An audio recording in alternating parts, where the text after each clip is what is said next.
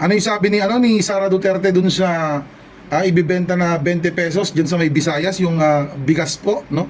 Pagkain daw ho ng baboy, pagkain ng hayop.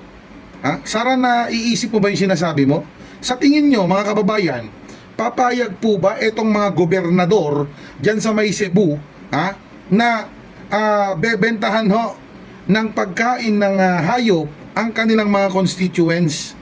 'Di ba? Try to think of it, mga kababayan.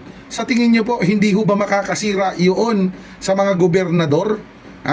Sa kanilang mga constituents? My goodness, Sara. Mag-isip-isip ka naman, Sara Duterte. Yan ang sinasabi ko eh. Kada buka ng bibig mo, napapahamak kayo, bumabalik sa inyo. Di ba? Ayan na naman, tanim intriga na naman yan, mga kababayan. Bantayan nyo po yan.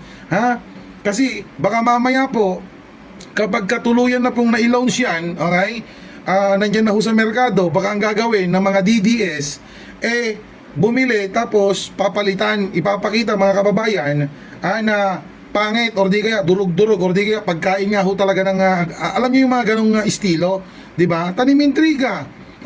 Bibili sila tapos ipapakita nila na ay pangit ng bigas, di ba? Pero hindi naman yun yung binili nila. Ganyan yung mga datingan ng mga DDS eh. Kasi nga, mga kababayan, bakit ko nasasabi to? Ayan na nga nagsalita na si Sara. Alam nyo naman po, yung mga DDS vloggers, okay? Para lang makapanira ng gobyerno or ng tao or ng proyekto po ng gobyerno, gagawin ho ang lahat.